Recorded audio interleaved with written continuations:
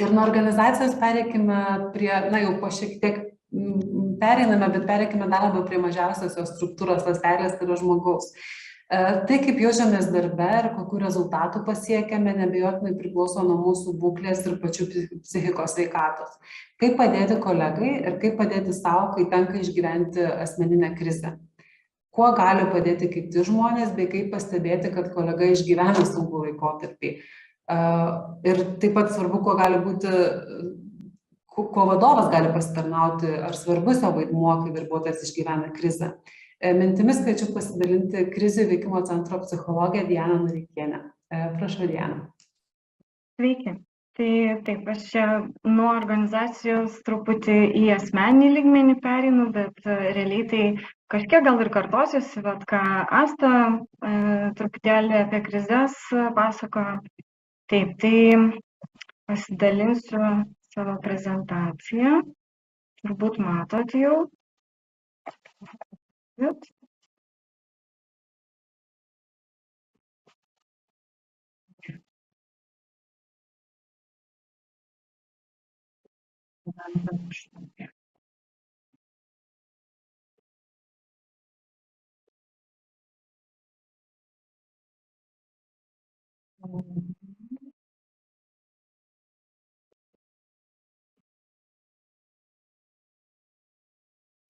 Atsiprašau iš karto, kad čia kažkas stringa.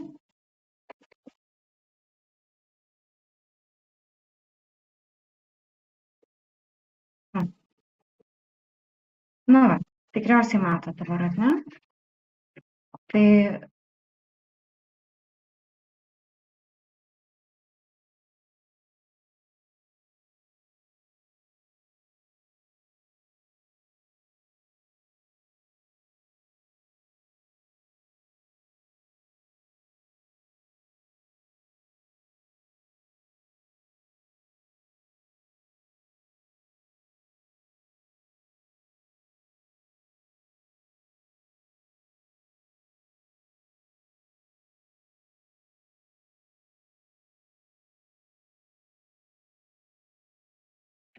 Tai grįžtam, atsiprašau iškart iš techninius nesklandumus. Tai nežinau, ar girdėjote, tai pristatau, kad esu krizių veikimo centro psichologė. Na, ir šiandien tiesiog pakalbėsiu apie tai, kaip krizėje padėti savo. Na, ir taip pat kaip pamatyti kolegą, kuriam galbūt reikia pagalbos, ir taip pat ar kolegą, ar artimą žmogų, ir organizacijai irgi, kodėl tai yra svarbu. Taip.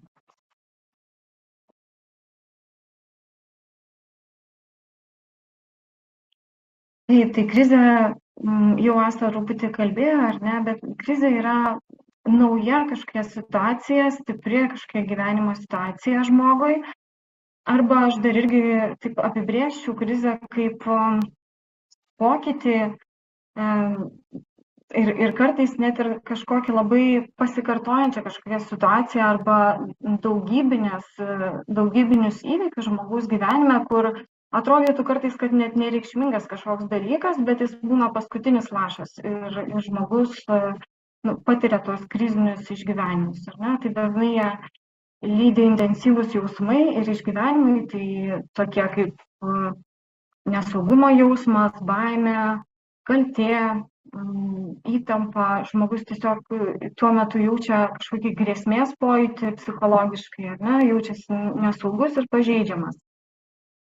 Ir čia kaip pavyzdys, tai gali būti darbo netekimas, skyrybos, netektis, gali būti smurtas artimoje aplinkoje.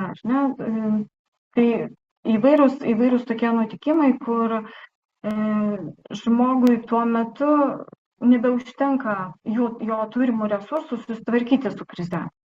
Arba tiesiog emocijos tokios stiprios, kad jisai neatsimena, kokius gal anksčiau resursus turėjo.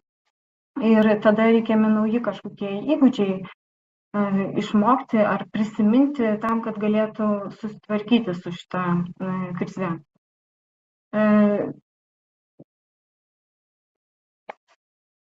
Ir kaip ir Asta minėjo, prarandamas saugumo ir kontrolės pojūtis, ar ne? Tai vat, kas ištinka su žmogumi, tai vat būtent žmogus jaučiasi nesaugus, atrodo, kad nekontroliuoja situacijos ir jeigu irgi į Maslow piramidę mes pažiūrėtumėm, tai saugumo poreikis yra pamatinis, ar ne? Žemiau yra tik tais fiziologiniai poreikiai kažkokie. Tai tam, kad atstatyti, dar gal prieš tai irgi, kokia tai yra būsena, ar ne? Va čia irgi įdėjau tokį paveiksliuką, tolerancijos langą, gal esat matę kažkada anksčiau. Mes šiaip funkcionuojam geriausiai tada, kai esam va tam tolerancijos lange. Na, tada mūsų emocijos yra labilios ir mes tokie gan ramus, ar ne? Mūsų protas, ta mūsų mąstanti dalis veikia, mes galim priiminėti sprendimus.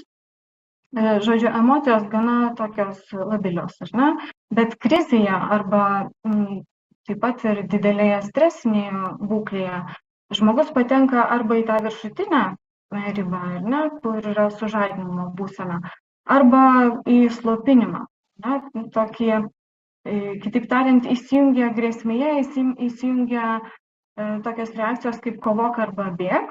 Tai va, patenkame į sužadinimą, kūnas, visas organizmas mobilizuojasi, arba patenkame į sustingimo būseną.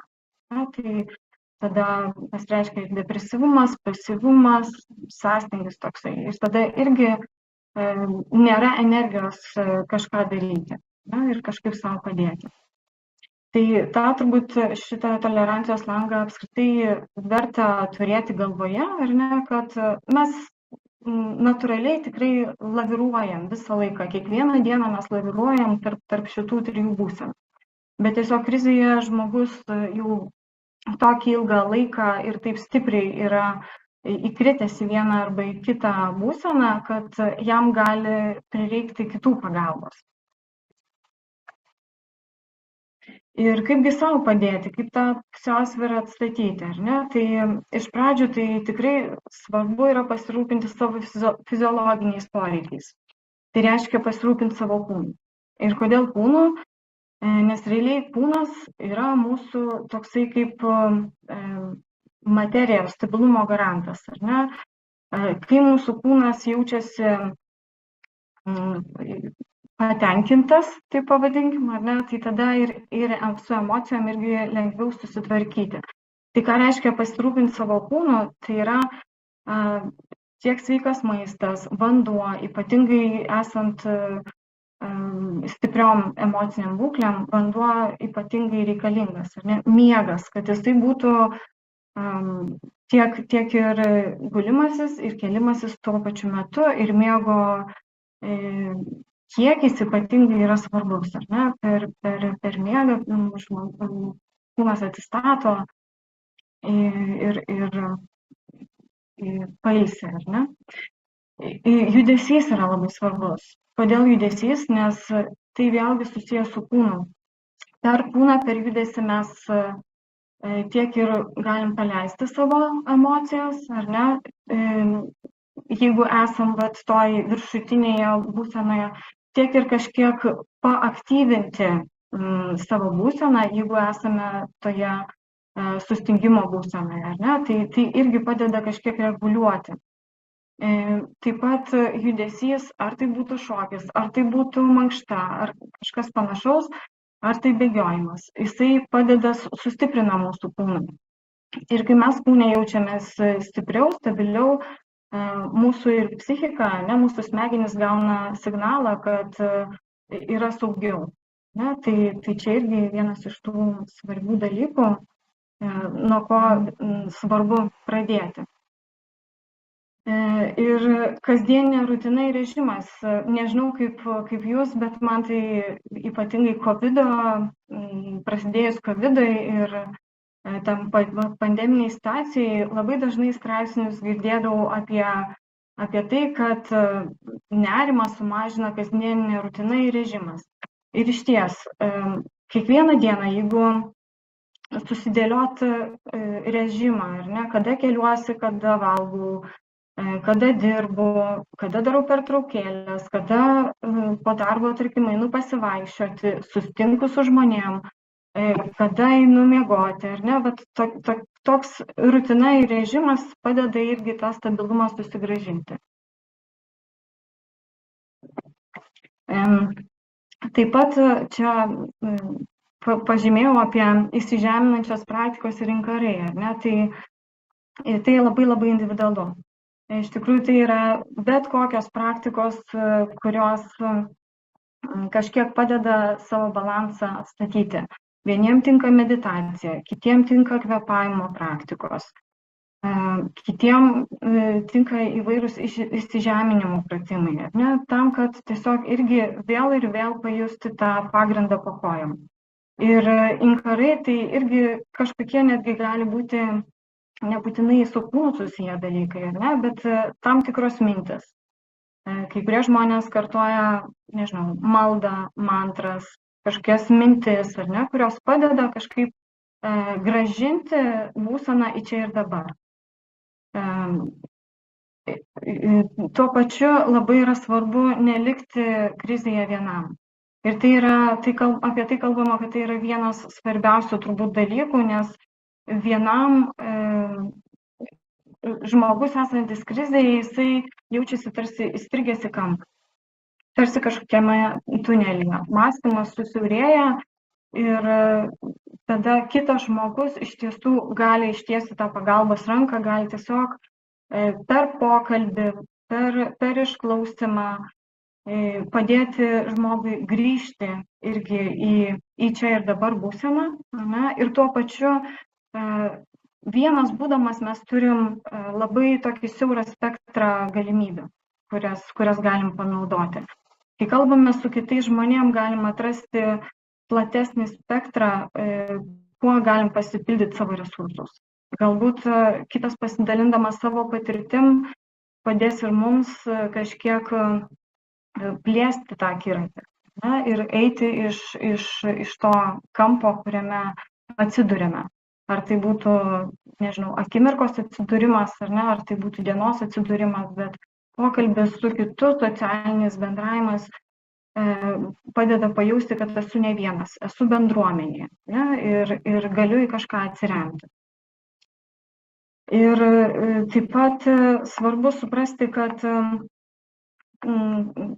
krizės nepraeina, dažnai greitai nepraeina. Mes tikrai kartais imamės tokių greitų būdų, kaip savo emocijas sutvarkyti, kaip pavyzdžiui, ar tai būtų alkoholis, ar tai rūkymas, ar, nežinau, įlindimas į socialinius tinklus, ar ne. Ir tai atrodo, kad, čia greitai man padės, bet iš tikrųjų tai gali tik gilinti krizę.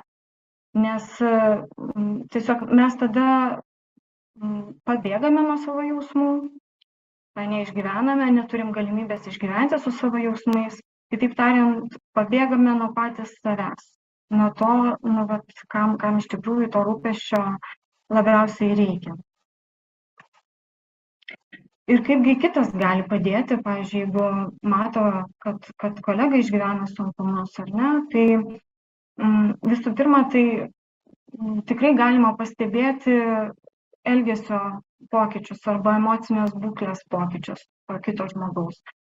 Ir tai prisiminus tą tolerancijos langą, ne, žmogus gali būti arba labai apatiškas, atsiriboti nuo kitų, vengti kontakto, galbūt susitelkti labai į darbą, arba gali būti kaip tik labai aktyvios būsenos ir tai nėra, kad arba. Tos būsenos irgi gali kisti, ne, vieną kitą pakeisti. Tai gali būti, kad gal žmogus matot, kad, nežinau, pradėjo susierzinti dėl labai tokių atrodytų menkų dalykų. Gal kažkokie pykčio protrūkiai, gal pernelyg kažkokia aktyvi energija, ne, pažįstant žmogų, pažįstant kolegą, tikrai matosi tie būsenos pokyčiai. Ir kas yra svarbu, kad bendraujant su žmogum tikrai labai kartais priimam asmeniškai ar ne, nu, vat, ką kitas pasako, nežinau, iš pykčio ir panašiai. Tai šitoje vietoje labai yra svarbu suprasti, su kuo susiduriam. Kad tiesiog susiduriam su kito žmogaus labai stipriu skausmu, labai stipria kančia, baime, gėda, pažeidžiamumo jausmu. Ne? Ir tai, ką to kito reakcija, jinai yra iš tų tokių gilių jausmų. Tai nieko asmeniškai apie mus, ne, bet tai apie kitą žmogų. Ir šitas suvokimas padeda kažkaip išbūti tame pokalbėje, padeda labiau būti, priimti ir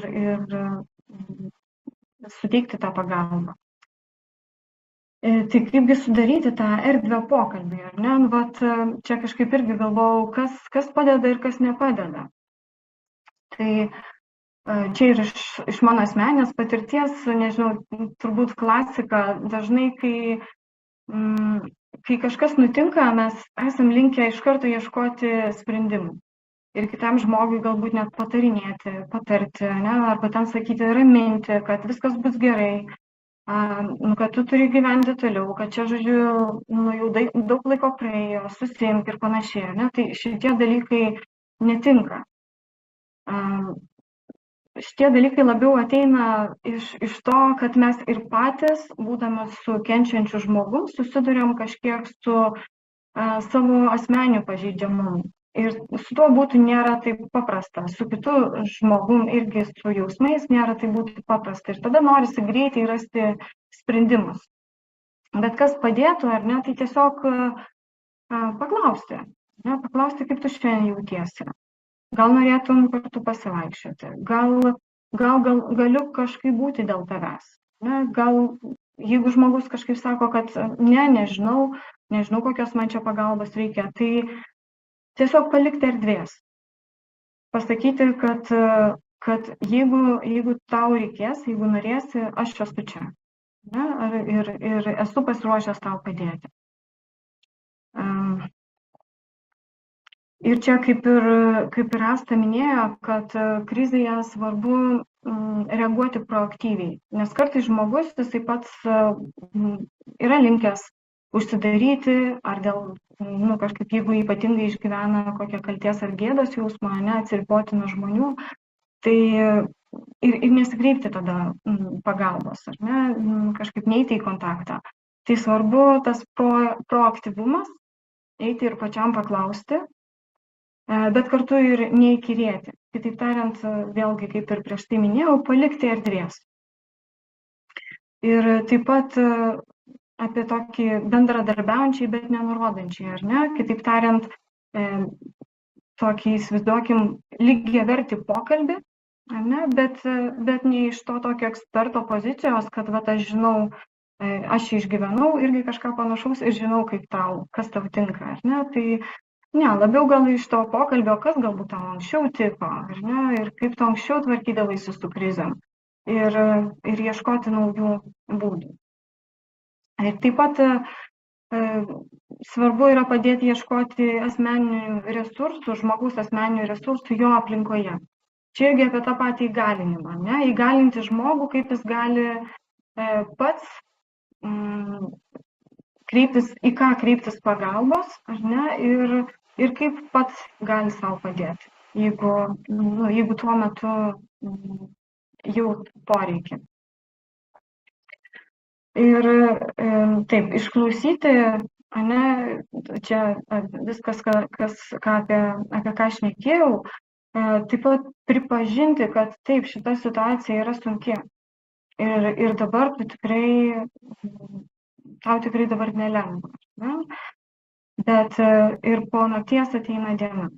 Ne? Vis tiek kažkaip kreiptis pagalbos, aš esu čia, žiūrim, į ką dar gali kreiptis pagalbos, žiūrim, kokios tau pagalbos reikia, ar ne, ir kažkaip judinti tą viltį, atgaivinti viltį, kad išeitis yra.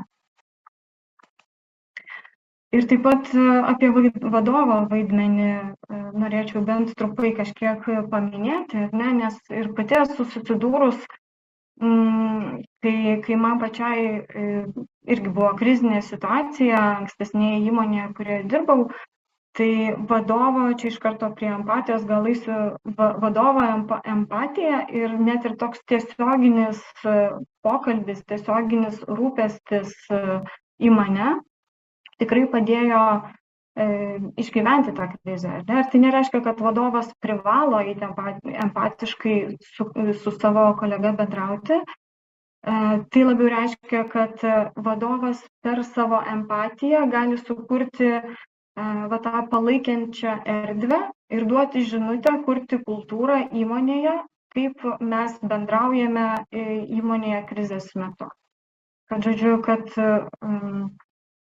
kad matomi yra jausmai, matoma yra kiekvieno darbuotojo būsena, ne, ir kuriama atmosfera, kad mes tame galėtumėm vienas kitam padėti, ar ne? Bet aišku, visų pirma, tai vadovas išsiaiškina situaciją, ne, arba išgirsta ir tada išsiaiškina, informuoja, gal sutarė su tuo krizę patiriančiu žmogum, kiek jisai nori, kiek plačiai ir kaip galima iškomunikuoti apie jo krizę kolegom, jeigu jis nenori to visiškai pasilikti savo asmeniškai, ar ne, nes tai irgi apie asmeninį dalyką. Ir taip pat sudaroma erdvė apie tai kalbėtis. Ne? Ir taip pat svarbu turbūt iš vadovo pusės pagalvoti, kuo įmonė galėtų padėti darbuotojai. Ne? Ar tai būtų kažkokios galbūt apmokamos psichologo konsultacijos, galbūt kažkokia finansinė pagalba ir panašiai, jeigu to reikia. Tai gal taip pabaigai dar, kad apie krizę, ne, kad mes krizių, kaip ir Asta minėjo, neišvengsim, jų tikrai patiriame kiekvienas, bet krizę išgyvenama tada, kai žmogus suranda naujus kažkokius resursus arba įtvirtina senus savo resursus, prisitaiko gyventi su nauja ta pasikeitusią situaciją ir grįžta į pusiausvyrą. Ir svarbu turbūt prisiminti, kad net ir atrodytų, kad įveikus krizę gali būti, kad dar atsinaujins, krizės atgarsiai, ar ne, dar bus ir ateityje.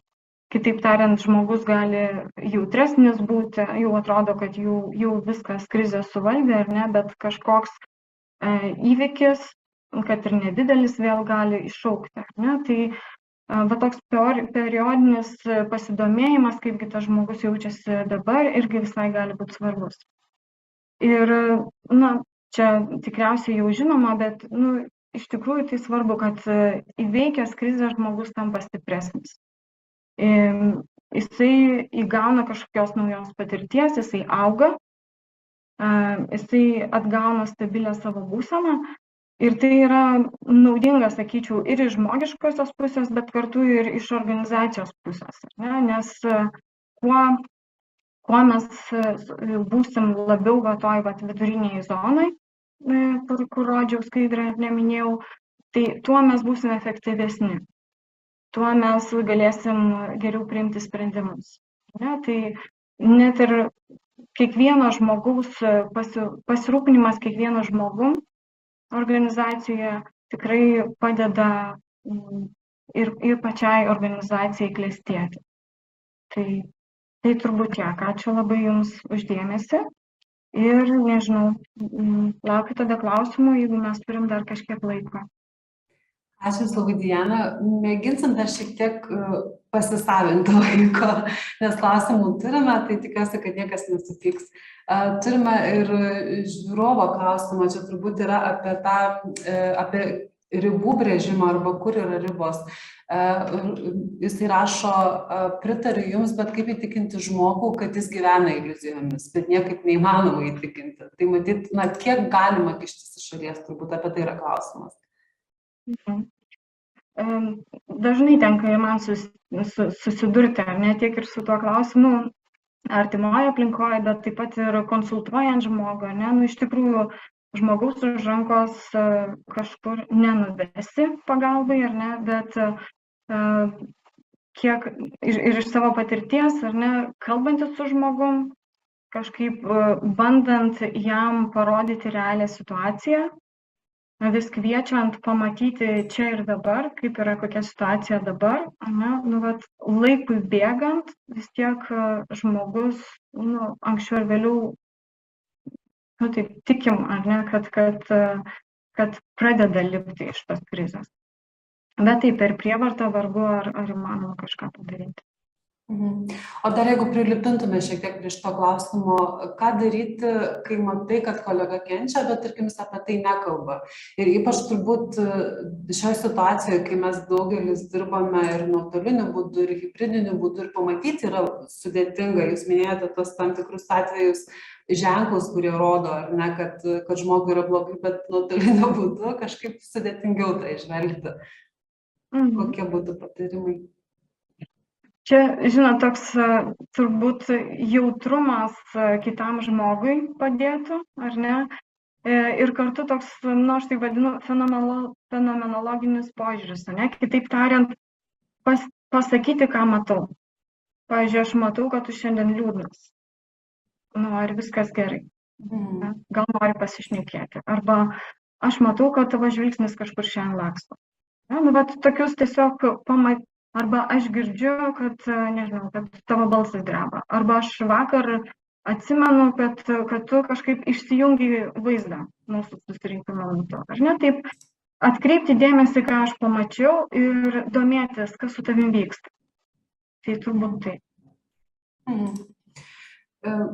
Dar norėjau pasiteirauti, jūs kalbėjote apie tam tikras rutinas, kurios mums padeda mums, ar ne?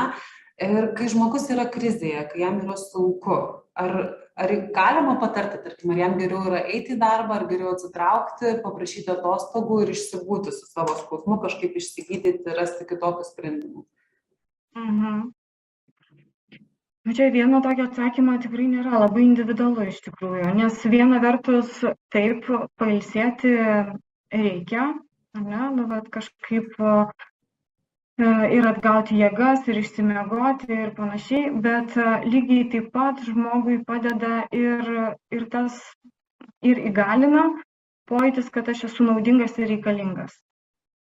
Ne, tai, nu, vat, tas balansas, ne, tai irgi turbūt labai padėtų vis dėlto pokalbis su žmogum, laiko perspektyvoje stebėjimas, kaip viskas vyksta, kaip būsena žmogaus ir panašiai. Žodžiu, daugiau įsigilinti į esmę, kiek tai yra nauda jam pačiam, tarkim, tas darbas ir rutinos laikymasis, o ne tiesiog, kad žmogus kenčia, nes galvoja, kad atsakomybės jausmas yra jo didesnis negu skausmas, ar ne?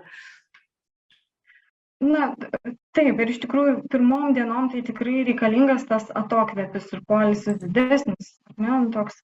Bet lygiai taip pat ir socialinis bendrumas reikalingas. Tai jeigu žmogus, nu, žinom, pavyzdžiui, kad žmogus yra labiau vienišas, tai gal jam visai verta ir į darbą ateiti, ne, kad vat, būtų kažkaip žmonių tada apsupti. Nu, ja. O turėtumėt kažkokių įžvalgų arba konkrečių patarimų, ką daryti tokiu atveju, jeigu tu blogai jautiesi, bet turbūt mąstai, kad vadovas nesupras, kad, tarkim, tau sunku dirbti, nes tau liūdna, ar geriau kalbėti, ar geriau nekalbėti, ar su tiesioginiu vadovu, ar kažkaip apeiti ir su aukštesnio rango vadovu kalbėti, kaip elgtis tokioje situacijoje? Čia tokios vieno atsakymo irgi nėra, ar ne? Nu, nes mes kiekvienas individualus ir tikrai kiekvienas vadovas irgi skirtingai reaguoja, kiekvienas vadovas turi savo kažkokius įsitikinimus, savo kažkokią ir kultūrą, ir kaip jis mato tą organizaciją, ar ne? Ir kolegas. Tai vieno atsakymo tikrai nėra. Bet jūsų klausime aš girdžiu tokį interpretaciją savotišką, įsitikinimą, kad vadovas galbūt nepriims arba vadovas nesupras. Ne, tai yra, greičiausiai įsitikinimas. Nežinau, paremtas, ar ne, ar patie labiau pačio žmogaus tokia nedrąsa eiti ir kalbėti, ar ne, ar kažkokia patirtimi, kaip yra buvę anksčiau. Tai vadinasi, jūs kaip ir kalbėjote, kai yra empatiška organizacijos kultūra, tai jinai yra atvirumo kultūra turbūt, ar ne? Ir jeigu tu jautiesi gerai, tai ir galėsi pasakyti, ir tau nebus nei vadovui sunku kalbėti su darbuotoju, nei darbuotojui išsisakyti vadovui, ar ne? Arba kolegams. Bet netgi jeigu atrodo, kad neįmanoma, nu, vat, kažkaip nesuprastas vadovas, ne, tada, nu, taip yra, ne, nu, tai būna. Tai tada ieškoti kitur, galbūt su kolega, nu, vat, ieškoti žmonių, kuriais aš galiu pasitikėti. Ačiū Jums labai, Diana, kad pasidalinate savo įžvalgomis ir dėkoju visoms pranešėjoms. Orijanai, Astai ir Dianai dar kartą. Kai kalbama apie krizes, kartais mėgstama cituoti buvusi Jungtinių Amerikos valstijų prezidentą Johną F. Kennedy, kuris esą yra sakęs, kad kinų kalboje žodį krizė sudaro du simboliai. Vienas iš jų reiškia pavojų, o kitas iš jų reiškia galimybę. Teko skaityti, kad vėliau kinų kalbos ekspertai paneigė šitą prielaidą ir yra patikslinę mintį, bet visgi prezidentas buvo teisus, kad ištikus krizei ieškoti galimybių vis dar mums yra aktualu ir dabar, nesvarbu, kad tas posakis galbūt yra šiek tiek klaidingas. Tikimės, kad tai, ką šiandien išgirdote, padės Jums visose krizinėse situacijose išvelgti daugiau galimybių. Tai užkirsti krizėms kelią, padėti savo ir kitiems ir būtinai kreiptis pagalbos, kai jaučiate, kad jos reikia. Dar tik ačiū visiems, kad buvote kartu. Gražios Jums savaitės ir iki.